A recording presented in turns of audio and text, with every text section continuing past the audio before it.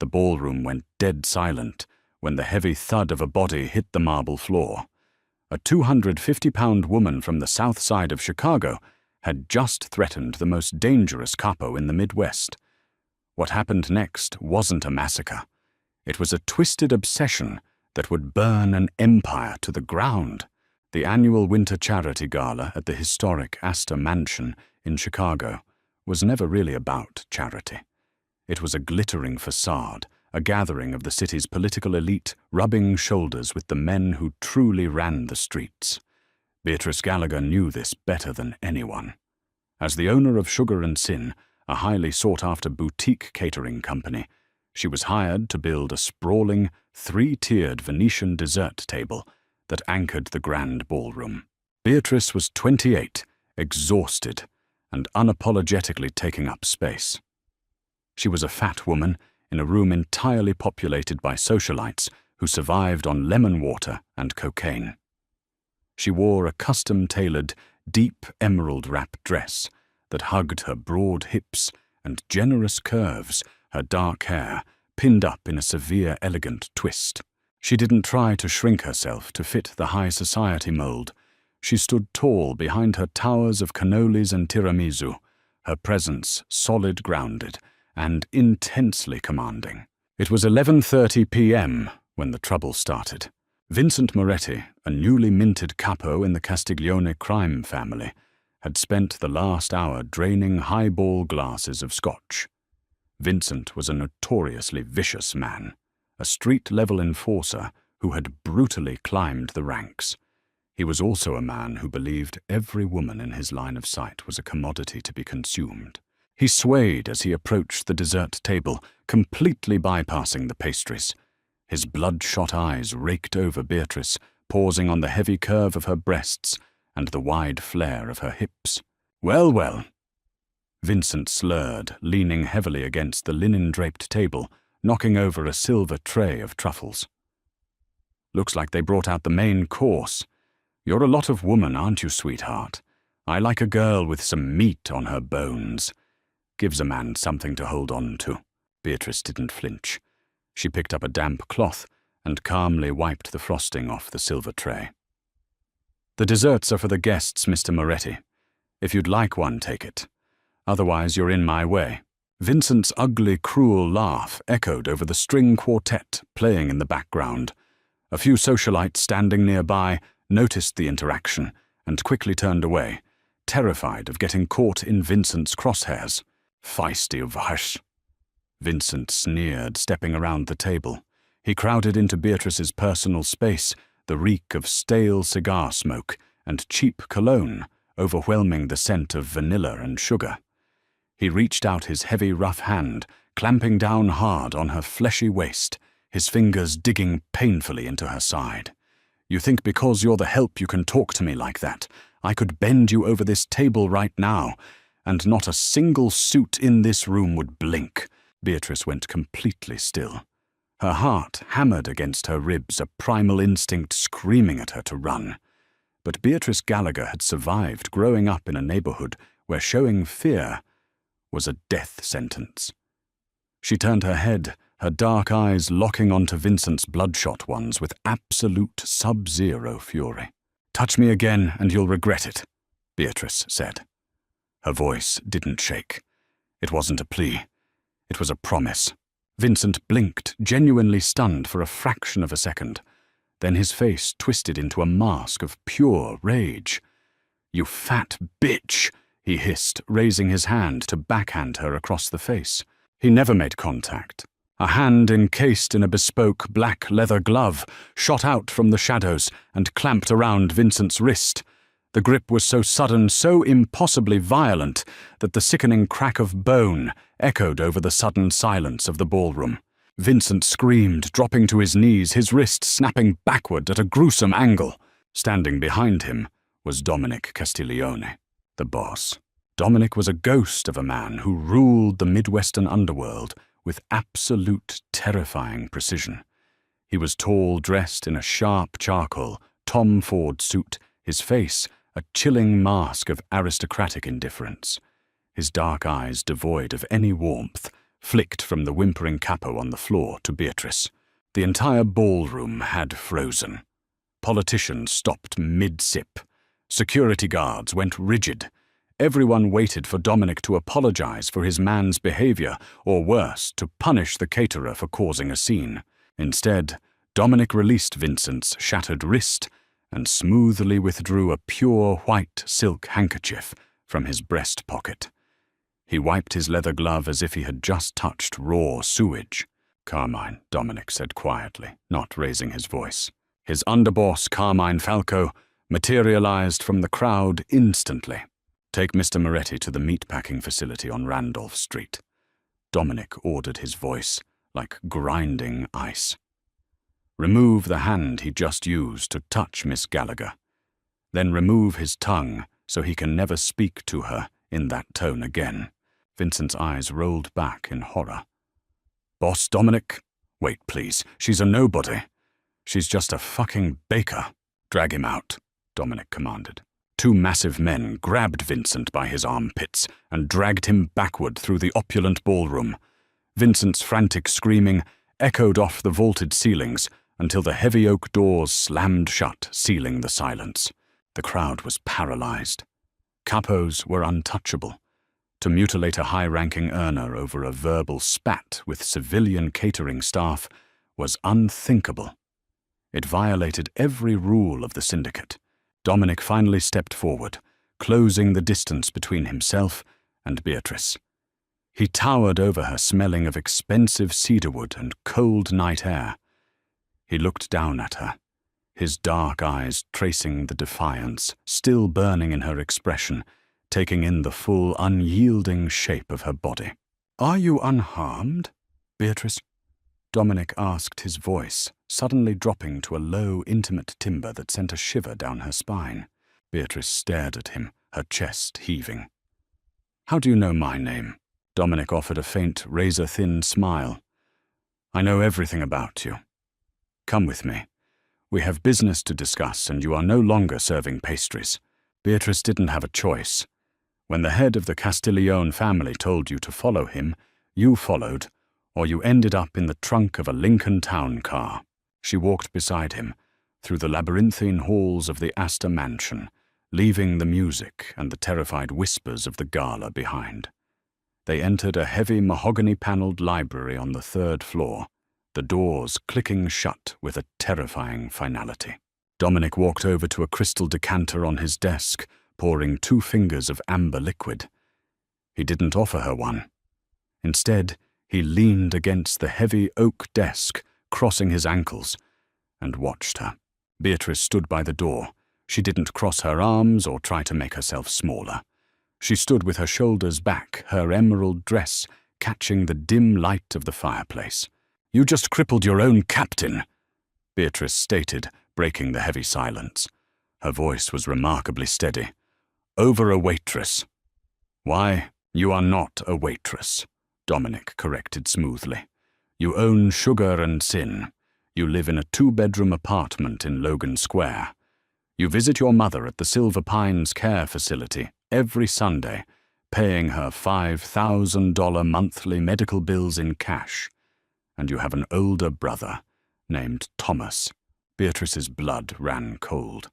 The mention of her brother was a physical blow. Thomas was a degenerate gambler, a man who had vanished 3 weeks ago, leaving Beatrice to fend off the aggressive collection calls. "What does Thomas have to do with this?" she demanded, her hands curling into fists. Dominic took a slow sip of his drink. 2 months ago, Thomas was hired as an accountant for a shell corporation owned by my family, a low-level logistics firm. Last week, we discovered that your brother had managed to embezzle $400,000 from our accounts. He thought he covered his tracks. He didn't. Beatrice felt the floor tilt beneath her. $400,000 from the Mafia. It was a death sentence, not just for Thomas, but for her and their mother. The cartel rules were simple. Blood repays blood. "I don't have that kind of money," Beatrice said, her voice finally cracking. "I swear to God, I didn't know. If I sell the business my equipment, I can get you 50,000 by Friday. I'll pay it all back." "I don't need your money, Beatrice," Dominic said, setting his glass down. He pushed off the desk and walked slowly toward her. He moved like a predator, silent and fluid. He stopped just inches from her, so close she could see the faint gold flecks in his dark eyes. "When I found out about the theft," Dominic murmured, his gaze dropping to her mouth, "the order was already given to burn your bakery to the ground with you inside it. Thomas was to be found in pieces in the Chicago River. That was the plan for tonight." Beatrice stopped breathing. She was standing in a room with her executioner. "But then," Dominic continued, raising a gloved hand. He hesitated for a fraction of a second before gently brushing a stray lock of dark hair behind Beatrice's ear. The touch was feather-light, reverent, a stark, jarring contrast to the violence he had just unleashed downstairs. "I watched you." Beatrice swallowed hard. "Watched me. I watched you navigate a room full of vipers," Dominic said, his voice dropping to a hypnotic rasp. "I watched you stand your ground. Most women in your position shrink. They apologize for existing. They fold themselves into tiny, digestible pieces to make the men around them comfortable. But not you. You stood there solid and defiant, and you looked a killer in the eye and promised him ruin." Dominic leaned in his lips, brushing the shell of her ear. "It was the most magnificent thing I have ever seen." Beatrice shivered, torn between absolute terror and a bizarre magnetic pull toward the dangerous man crowding her space. "What do you want from me, Mr. Castiglione?" Dominic stepped back, his business mask slamming back into place. "I am stepping into the legitimate political sphere of Chicago next year. To do that, I cannot look like a bachelor gangster. I need a wife. Not a socialite who does cocaine in the bathroom of the Ritz, and not a mafia princess. I need a woman with a spotless record, a self-made business owner, someone the public will love and respect." He walked back to his desk and opened a drawer, tossing a thick manila folder onto the polished wood. "Your brother's debt is forgiven," Dominic stated coldly. "His life is spared. In exchange, you will marry me. You will wear my ring. You will live in my estate.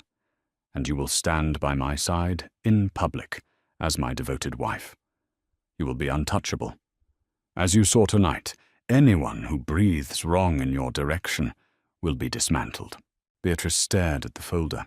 It was a contract for her life. "And if I say no, then Carmine will finish his work," Dominic replied smoothly. "And Thomas will be fished out of the river on Tuesday." It wasn't a choice. It was a trap forged in velvet and steel. Beatrice looked at the man who had just brutally maimed someone to protect her, a man who was now legally enslaving her. She walked over to the desk, her emerald dress swishing against her heavy thighs. She didn't look at the papers. She looked Dominic dead in the eye. "You think you can buy me with my brother's life?" Beatrice said, her voice dropping to a lethal whisper. "You think you're saving me. But if you put a ring on my finger, Dominic, you better be prepared for the fact that I won't just be your prop. I won't be quiet, and I won't be obedient." Dominic Castiglione stared at the magnificent, furious, beautiful woman standing before him. For the first time all night, a genuine, terrifying smile broke across his face. "I am counting on it, Mia Regina. The transition from a two-bedroom apartment in Logan Square to the sprawling, heavily guarded Castiglione estate in Lake Forest was violently abrupt. Beatrice Gallagher didn't pack a bag. She was simply relocated. By Monday morning, she woke up in a master suite, the size of her entire bakery, wrapped in Egyptian cotton sheets, with a 4-carat emerald-cut diamond weighing down her left hand. Dominic kept his word. Her brother Thomas's debts were wiped clean, though Thomas was promptly sent to a rehabilitation facility in upstate New York that Beatrice heavily suspected was just a gilded prison to ensure her continued cooperation. Her mother's medical bills were paid a year in advance. Beatrice's life as she knew it was over. But if Dominic Castiglione thought he was bringing home a quiet, malleable civilian to decorate his mansion, he was severely mistaken. The first clash occurred on a Thursday, 4 days into her captivity.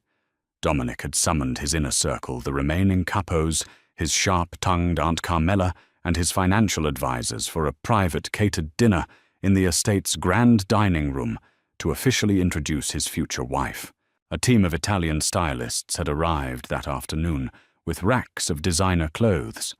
They had taken one look at Beatrice's 250-pound frame and immediately tried to force her into a shapeless dark navy muumuu to disguise her proportions. Beatrice had physically thrown the stylist out of her suite. When Beatrice finally descended the sweeping mahogany staircase that evening, the low murmur of conversation in the foyer abruptly died. She had bypassed the stylists completely and called her own seamstress from the south side. Beatrice wore a breathtaking blood-red velvet gown that featured a plunging sweetheart neckline, cinched violently at her waist before cascading over her wide, heavy hips. She wore her weight like armor. She was voluptuous, imposing, and completely unashamed, her dark hair tumbling over her bare, pale shoulders. She paired it with Christian Louboutin heels she had bought with her own bakery profits 3 years ago. Dominic was standing by the fireplace, nursing a glass of Macallan 25. When he saw her, the glass stalled halfway to his mouth. A dark, primal hunger flashed in his eyes, a look so intense it made the hairs on the back of Beatrice's neck stand up. He crossed the room, the crowd of dangerous men parting for him instantly. "You look like a queen." Dominic murmured his voice, a low gravel meant only for her. His gloved hand settled on the deep curve of her hip, his thumb pressing possessively into the plush flesh through the velvet. "My queen, I look like myself, Dominic," Beatrice replied, her voice cool and carrying just enough for the nearest guests to hear.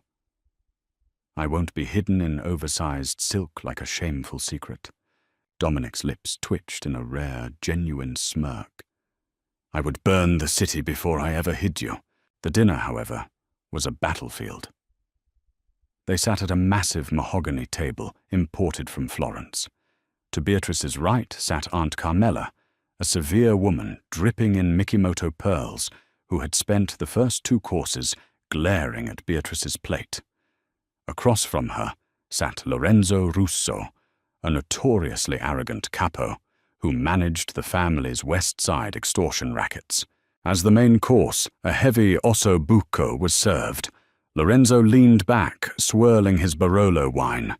He looked at Beatrice with naked contempt. "So, Miss Gallagher," Lorenzo drawled, his voice cutting through the clinking of silver. "A baker. It's an interesting choice for the boss. I suppose it explains the hearty appetite. But tell me, how exactly does a girl who spends her days frosting cupcakes expect to survive in our world? This isn't a kitchen. Weakness gets you killed." A tense silence fell over the room. Several men looked down at their plates. Aunt Carmela dabbed her lips, looking thoroughly entertained. Dominic sat at the head of the table, his expression completely unreadable. He didn't intervene. He was watching Beatrice, waiting to see how she would play her hand. Beatrice set her fork down. She didn't blush. She didn't shrink. She picked up her heavy crystal wine glass and took a slow, deliberate sip. "You're right, Lorenzo," Beatrice said smoothly, her voice echoing in the quiet room. "I do run a kitchen, and running a commercial kitchen in Chicago requires managing supply chains, negotiating with corrupt sanitation inspectors, and balancing ledgers down to the penny so my margins don't collapse. Which is why when Dominic gave me the shell company files to review yesterday, the ones my idiot brother was working on, I found something very interesting." Lorenzo's smug smile faltered. Beatrice leaned forward, her red velvet bodice straining against the table. I noticed that the West Side sanitation routes, the ones you oversee, are bleeding cash. There's a phantom fuel surcharge being applied to all 12 garbage trucks. It amounts to roughly $80,000 a month. That money isn't going to the Teamsters, and it certainly isn't going into Dominic's accounts. So you tell me, Lorenzo, who is weak? The baker who catches an $80,000 leak in 10 minutes of reading, or the capo who thinks his boss is too stupid to notice he's skimming from the pot? The silence that followed was absolute. It was the suffocating, terrifying quiet of a bomb dropping. Lorenzo turned, ashen, his eyes darting frantically to Dominic. "Boss, Dominic, she doesn't know what she's talking about. She's a civilian bitch making up numbers." Lorenzo Dominic interrupted. His voice was a soft, lethal whisper. Lorenzo snapped his mouth shut. Dominic didn't look at his capo. He kept his dark, glittering eyes locked on Beatrice. The raw admiration in his gaze was terrifying. "My fiancée," Dominic said slowly, "has a mind sharper than a razor. If she says you are skimming Lorenzo, you are skimming." Dominic waved a hand dismissively toward the shadows. "Carmine." The underboss stepped out from the perimeter. "Yes, boss. Take Lorenzo to the basement. I want every cent accounted for before you put a bullet in his head." Lorenzo didn't even have time to scream before 2 guards gagged him and dragged him from his chair, hauling him out of the dining room. Aunt Carmela stared at Beatrice, her jaw slightly slack, the pearls trembling at her throat. Beatrice calmly picked up her fork, cut a piece of the osso buco, and took a bite. "The veal is excellent," she said to the table. Dominic let out a low, dark laugh that sent shivers through every hardened criminal in the room. He reached over, wrapping his hand around the thick, soft curve of her thigh, beneath the table, squeezing hard. She had just secured her place in the syndicate. No one would ever question her again. 2 weeks before the wedding, the illusion of untouchability shattered. Despite her new status, Beatrice had refused to abandon sugar and sin. She insisted on fulfilling her remaining high-end catering contracts, a demand Dominic only conceded to under the condition that 4 armed guards remained stationed outside her bakery at all times. It was a rainy Tuesday night. Beatrice was in the back kitchen alone, wearing a white chef's apron over her black leggings and oversized sweater. She was working over a massive copper pot, boiling a batch of specialized spun caramel. The thermometer clipped to the side of the pot read 320 degrees Fahrenheit. Outside, the rain lashed against the brick alleyway. She didn't hear the silenced gunshots that dropped her guards in the front of the shop. The heavy steel door of the kitchen kicked open with a deafening crash. Beatrice jumped, grabbing the handle of the copper pot. 3 men stepped into the harsh fluorescent light of the kitchen. They were dressed in cheap leather jackets, rain dripping from their brims. The man in the center held a suppressed Glock. Beatrice recognized him instantly from the police files Dominic kept in his office. It was Sal Moretti. The younger brother of the capo Dominic had mutilated at the gala. "Well, well," Sal spat, wiping rain from his face. "The fat bitch who ruined my brother. Vincent can't even eat solid food anymore, but you're in here making candy." Beatrice's heart hammered a frantic rhythm against her ribs, but her mind went perfectly, coldly silent. She was trapped. The back exit was locked, and the 3 men blocked the path to the front. "Sal." Beatrice said, her voice steady, keeping her hands resting casually near the stove. "If you pull that trigger, Dominic will hunt down every single person who shares your last name. He won't just kill you. He will erase your bloodline." "Dominic is a fool for letting a broad run his head," Sal snarled, raising the gun, aiming it squarely at Beatrice's chest. "We take you out, he looks weak. The Castiglione family falls, and the Morettis take Chicago. Say good night, Baker." As Sal's finger tightened on the trigger, Beatrice moved with explosive, terrifying speed. She didn't run. She didn't cower. She grabbed the heavy handle of the copper pot and hurled the boiling 320-degree liquid caramel directly at them in a massive, sweeping arc. The sticky molten sugar hit Sal and the man to his left, square in the face and chest. The screams that tore through the bakery were inhuman. Boiling water causes severe burns, but boiling sugar is napalm. It sticks to the skin, searing through flesh and muscle instantly. Sal dropped the gun, clawing frantically at his melting face, falling to the linoleum floor in a writhing, shrieking heap.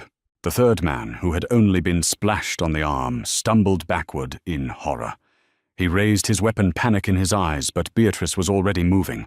She grabbed her 10-inch Wusthof heavy meat cleaver from the magnetic strip on the wall. As the third man fired a wild shot that shattered the glass display case in the front room, Beatrice swung the cleaver with the full, heavy momentum of her powerful body. The blade buried itself deep into the man's collarbone. He dropped like a stone, blood spraying across the pristine white tiles of the kitchen. Beatrice stood there, her chest heaving, her apron splattered with blood and hardened droplets of sugar. Sal was still screaming on the floor, the stench of burning flesh filling the sweet air of the bakery. Suddenly the front doors of the bakery were smashed open. Heavy boots pounded across the hardwood floor. Dominic burst into the kitchen, his Tom Ford topcoat drenched in rain, a custom 1911 pistol gripped tightly in his hand. His eyes were wide, frantic, an emotion no one in the underworld had ever seen him display. He stopped dead in his tracks, taking in the carnage. 3 men down. 2 agonizingly dying from molten sugar, burns, 1 bleeding out from a meat cleaver lodged in his chest. And in the center of it all stood Beatrice, entirely unharmed, holding her ground like an ancient goddess of war. Dominic lowered his gun. He stepped carefully over Sal's thrashing body, his eyes locked entirely on the woman in front of him. He didn't ask if she was okay. He didn't coddle her. He walked right up to her, grabbed the lapels of her blood-stained apron, and crushed his mouth to hers.